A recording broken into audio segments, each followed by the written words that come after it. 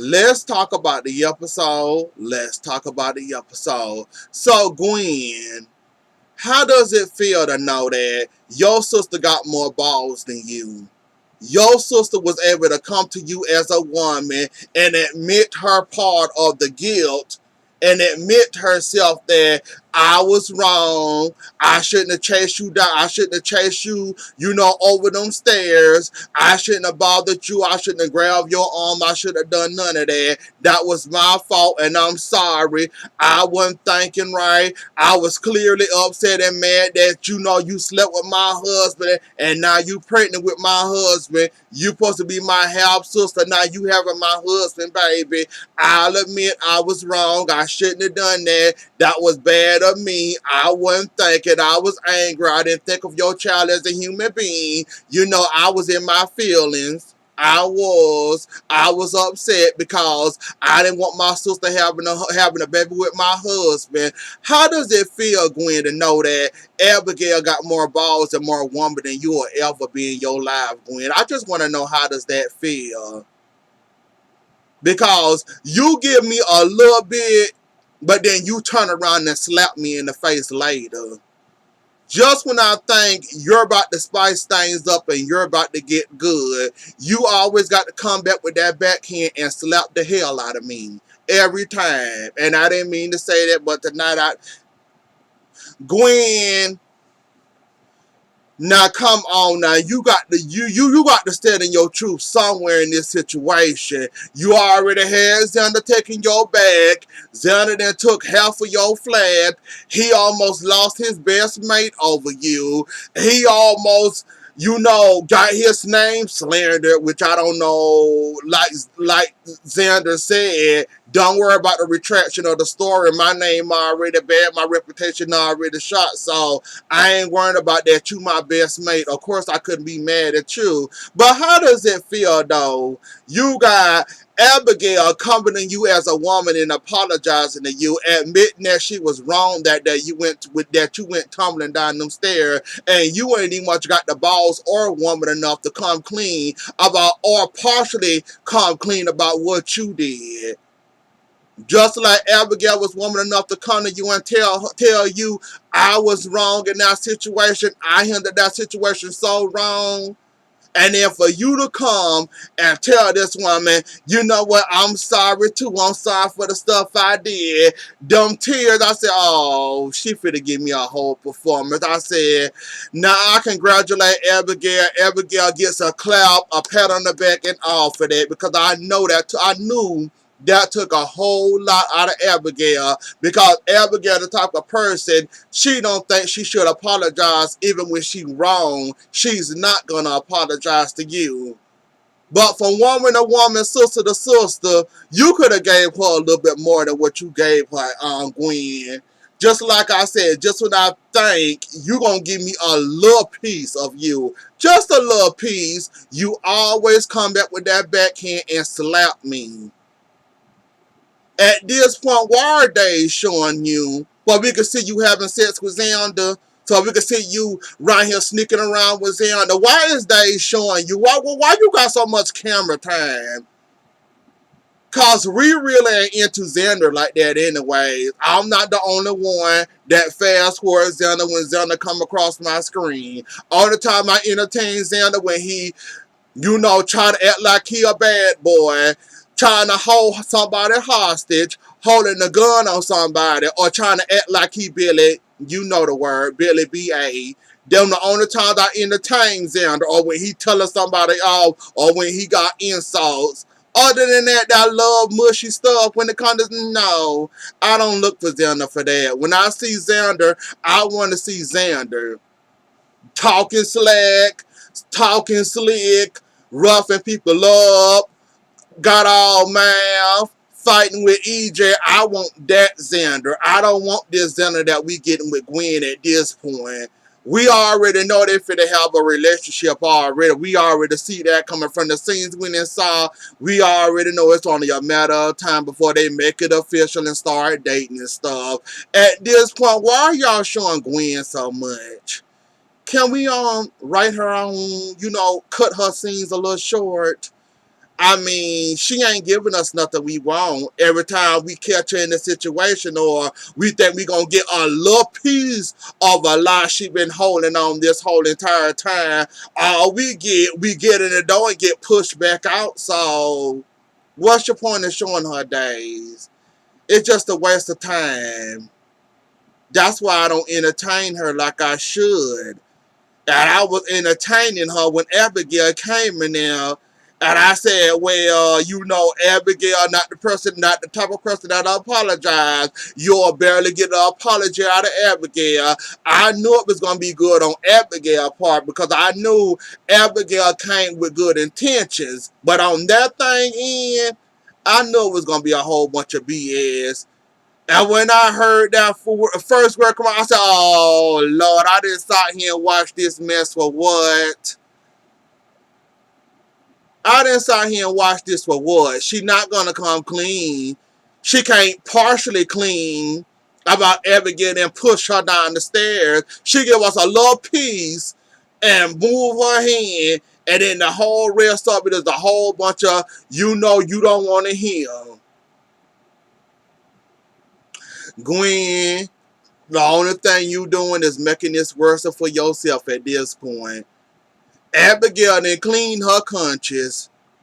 When the truth do come out and you try to cover it up with lies and oh I didn't mean it like that, oh I didn't want to come clean, oh I didn't want to lose you as a dad, oh I just found you, there ain't nobody gonna believe none of that BS that's gonna come out of your mouth. You had ample time and ample opportunity. You had it during the Jack situation. You told him you was a whole prostitute and didn't want him to know about it. You had a chance with Abigail to clear her conscience even more.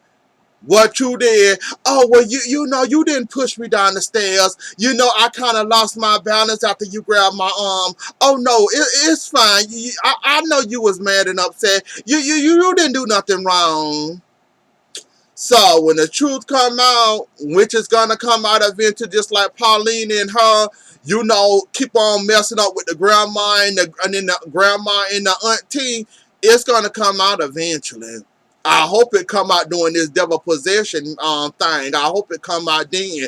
That would be even more funnier. But it's gonna come out, Gwen. And when it come out, you're gonna have all my attention because you've been covering up that lie for lie. You've been covering up that lie. You then put more lies on top of that lie. You've been doing a whole lot of putting on top of the lies on top of lies. You've been doing that so much. Who gonna believe you when you do finally come clean?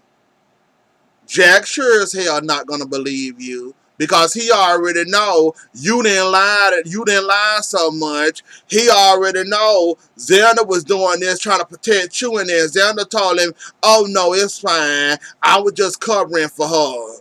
He was covering up for her, but not for the right reasons. See, it's gonna come out eventually, Gwen. And I hope you don't think this whole Dr. Snyder mess over.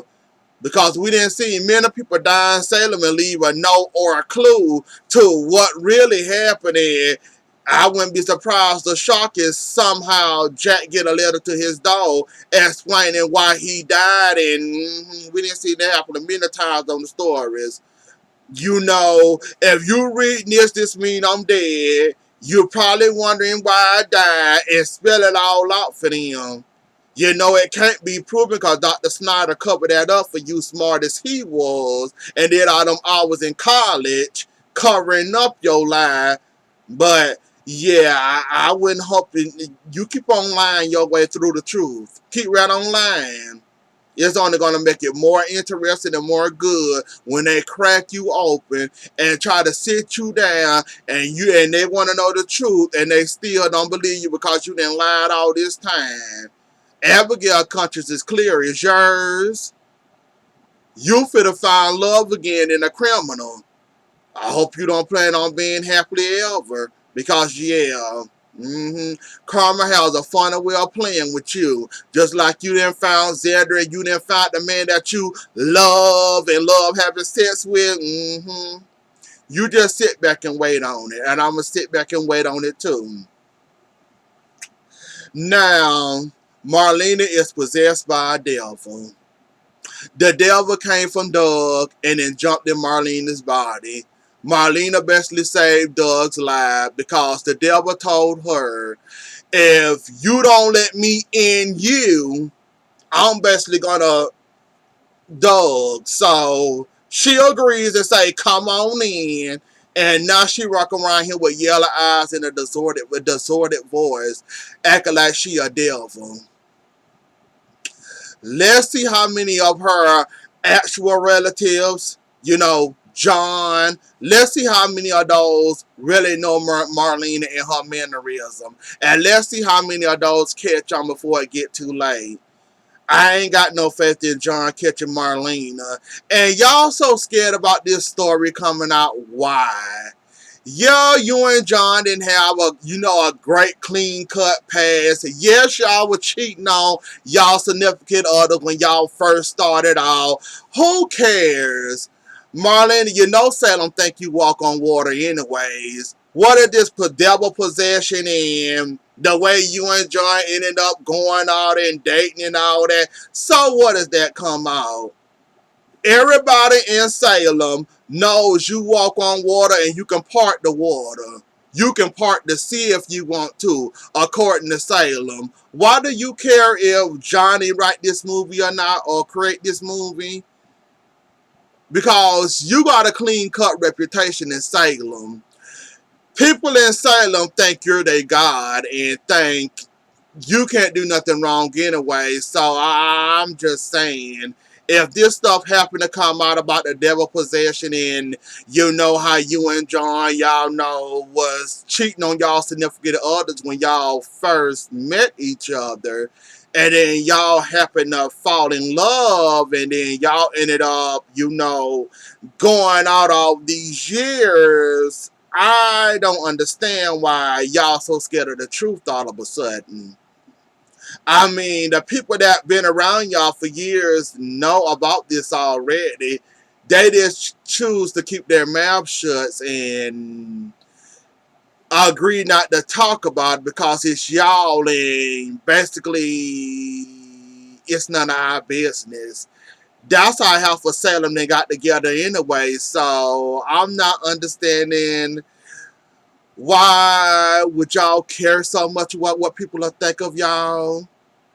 I can name half the couples in Salem that broke up, cheated on each other and all that. Nicole, Rave, Lucas, Kay. I can name a couple of them. Judge them if you want to. They was doing what they want to. They was happy or whatever. Y'all been together all these years. Ain't no breaking y'all up or none of that. So I'm kind of understanding, looking back at y'all two, wondering, why would y'all care again what people think of y'all when they already think Marlene on this high pedestal? She walks around with her nose up in the air anyways.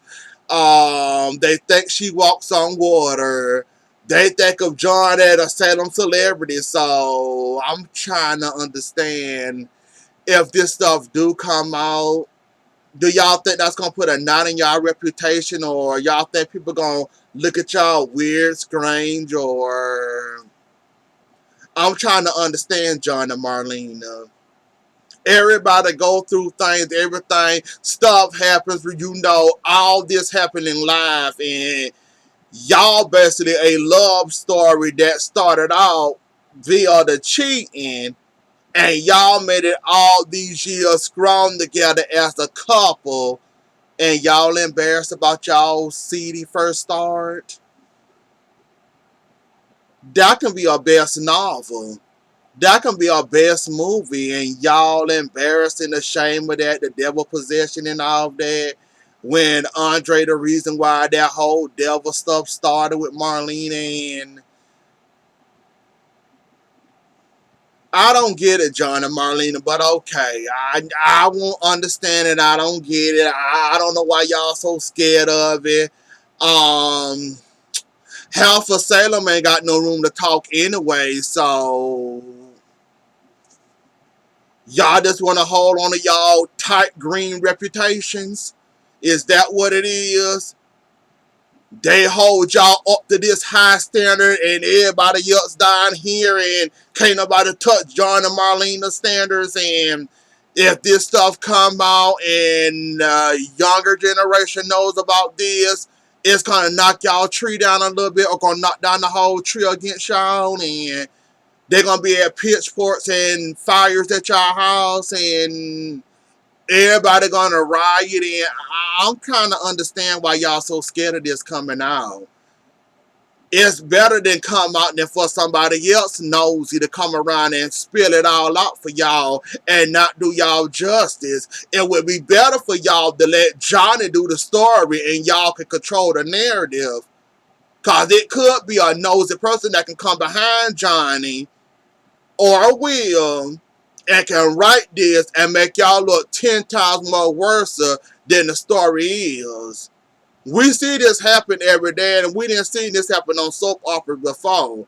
Where somebody had a, like John and Marlene, and then somebody came and didn't know what they was talking about, and didn't know what they was doing, and then they wrote lies and fairy tales and made y'all look 10 times more worse than y'all really is. So I'm not understanding why y'all would want Johnny to go ahead and write this and get this on out the way. Then for a stranger that don't know y'all, trying to be nosy, trying to get the dirt on y'all too, and write this out for y'all and make it more worse than it really is. I don't understand the hesitation or the scared or being scared of this or not mentioning the devil, but okay, that's y'all business or whatever. I'm gonna let y'all have that, but I say y'all better go ahead and let Johnny do that movie. It's better for him to do it and y'all control what be in the movie than for a nobody that don't know y'all at all that come and write their movie and have y'all looking like y'all Satan spawns and all that. I'm just saying. I prefer somebody I know. That's just me. I would have had Sonny and Will. I would have had Will or Johnny wrote that story in the heartbeat and go ahead and write the movie. And, I control the narrative and go ahead and do the movie. Rather than somebody else that I don't know, never heard of. And that's that those Win the Lights, John and Marlena story written off of Sammy.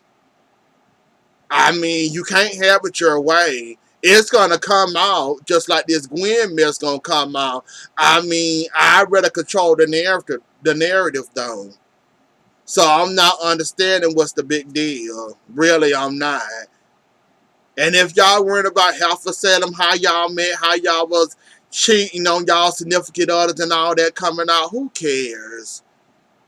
Ain't nobody in Salem got a clean cut reputation. So I'm not understanding why y'all want all this hush hush quiet. And John, why you so scared of the truth, you so scared for this to come out, but you still walk around here with the Bible, you still walk around here with the props from the stuff. But you so scared of this to come out. See what I mean?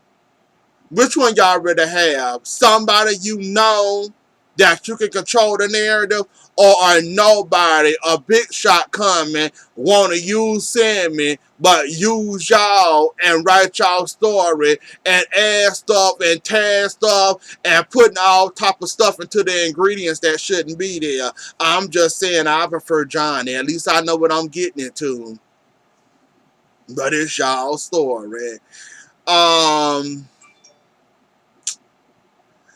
Roman. Nah, I done told your behind before, Roman. And I'ma tell you again. Kate has a type. Kate like somebody that's gonna run over her, talk to her like a dog, treat her like a dog, and you also got to have a loaded banking account and a big old house with chauffeurs and yes men's and maids and all that. Roman, while you're a good guy, Kate would run all over you and run you over with a Mack truck. You're not her type. Yeah, you might have got her to have 2 kids with her. You're not her type. Or 1 kid with her 2 kids. I forgot it this, but I think it's 1 or 2. But anyways, Roman, you're never going to have another shot with Kate. You know why? Because Stefano ruined that for any other man like you to ever have a shot with Kate. He gave her a taste of that good life, and that's all Kate knows is the good life. I'm surprised and shocked that she's still living upstairs of the Brady pub at this point. But I think she moved back into the Mary Mansion. Not quite sure where her living arrangements are. But Roman, you would never have a shot with Kate. Blame Stefano the mayor why you would never have another shot at Kate. You're not bossy enough. You ain't got enough money for her. You're not going to boss her around. You ain't got no chauffeurs. You ain't got no mansion. You ain't got no yes sir, no ma'am maids. You ain't got no cook. You ain't got the stuff that'll supply her. And you don't got no unlimited bank account. So, Roman, it won't work out. Why it was fun the first time. Why it was fun the first time. Yeah. Blame Stefano. You would never have a shot at her. Even if she do manage to give you a shot, I wouldn't count on it lasting very long.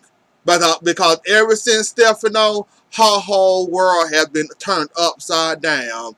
If you ain't got a little bit of money, she ain't interested in you.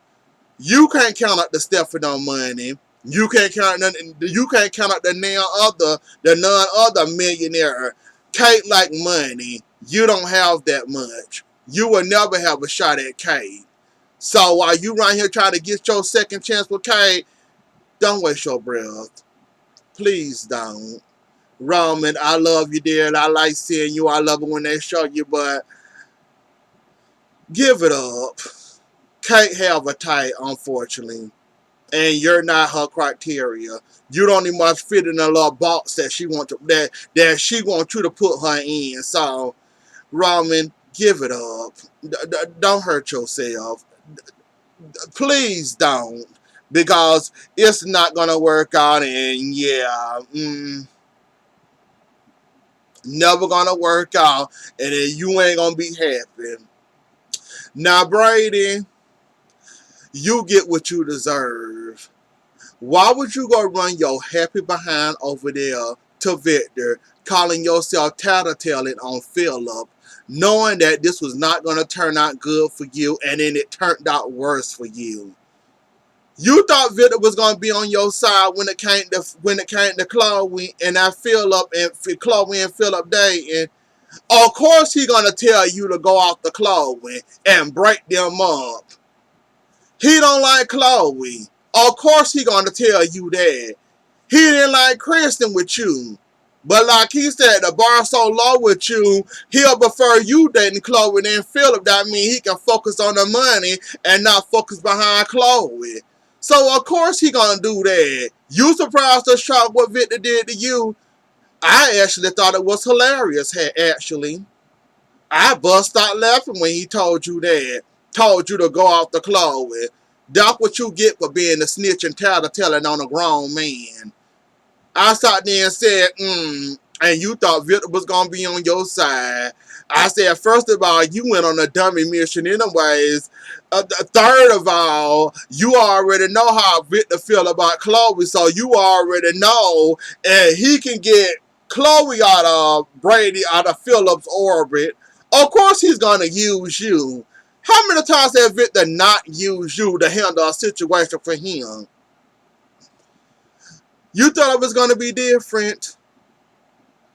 You know Victor don't think it's you as the bright grandson. You know this. You know Brady. You know Victor thinks you slow. So you really thought you was gonna achieve something going over there telling on Philip. When he told you that, and when he said the stuff that was coming out of his mouth, I'm telling you, I rewind that thing back 2 or 3 times because I already saw it coming out of his mouth, and I saw it when he was saying it. I said, right, true. That's what you get. You thought you was gonna accomplish something coming over here snitching. That's what you get. So you got what you deserve, and I'm glad Victor did your behind like that. And not only that, Chloe caught your behind. So that made it even more icing on the cake for me. And made it even more funny for me to watch that whole scene through. Gabby, at this point, you just a ping pong, you just a pinball in a machine just getting bounced around. You know the little pinball machines? You that ball in that machine and you just hitting the little bumpers just doing like this. You from this place to this place, to this place to this place. You hitting this bumper, now you hitting that bumper. Now you're hitting this bumper again. You just tilted and won a couple of 10,000 points. Now you done fell down the hole. Now you got to shoot another whole ball off. What possessed you in thinking that you still had rights to the Demera Mansion? What gave you the right, and who told you you still had any rights there? When EJ came back, you should have known things changed for you. You go running your little butt over there in them tight behind, short behind dresses you be wearing. You really thought you was rocking and moving something. You really thought you was shaking the table, didn't you? You really thought you were moving the rug from Abigail and Chad's feet and tripping them over the rug, didn't you? You really thought their feet was on the rug and you did this and that was going to fall and bust their behinds. Unfortunately for you, AJ had a rug under your feet you didn't see coming, and he slid that rug from under your behind, and you fell and bust a hole in your skirt, and now you the one walking with the tail tucked between your legs because you didn't see that coming. That chest move EJ did on you, you'll learn to sit down somewhere, won't you? Oh, and as to your little plan to take up a Titan, I don't know if Philip taking Ava serious enough, but Ava kind of put a bug in his ear. You know how you kept on messing with Ava, having a call go off the rave. You know all that interference you tried. Now that Ava done put a bug in the Philip ear, let's say you try that little smart stuff again and see what you be out on your behind. While you like to bring up your daughter, thinking, oh, this company is for my daughter. This is my daughter's legacy. Gabby Schick is my daughter. You love using your daughter as an exploiting tool, don't you? Can't tell you the last time you saw your daughter talk to your daughter or video chat with your daughter. But when it comes to Gabby Chic, you love exploiting your daughter. Oh, this is my daughter's legacy. How dare you do this? This is my daughter's legacy. It's your daughter's legacy, but you run around here like a fool. Don't realize this your last shot and Titan is your last standing ground. But you run around here trying to run somebody else's company like you grown and like you created the company, that you don't realize that this is your final bite of the apple. You better enjoy the apple while it lasts. But yet you run around here messing with people, harassing people, throwing shots at people, and Abel threw a shot at you, and now that Philip knows that it was you running around here sabotaging him, I hope Philip got enough common sense to keep an eye on you. But I wouldn't count on it. I'm not going to count on it at all. I'm not going to count on it. Not even much going to give it a shot. And we ain't going to much give her too much. We not. We not going to give him too much. We not. Philip, I love him dearly. We not going to give him too much. We not. No. So does Doug have dementia or not? Dementia, losing his mind. Does he have it or not? Or this just the devil playing with his head? Yes, we have to wait and see. That was all that happened. I think I got it all. But if I did not, come back and redo it. But anyways, though, y'all, that was the episode. Don't forget to like, share, comment, and subscribe. I'll see y'all later. Enjoy the rest of y'all night, morning. Have a good weekend, and I'll catch y'all later. Bye.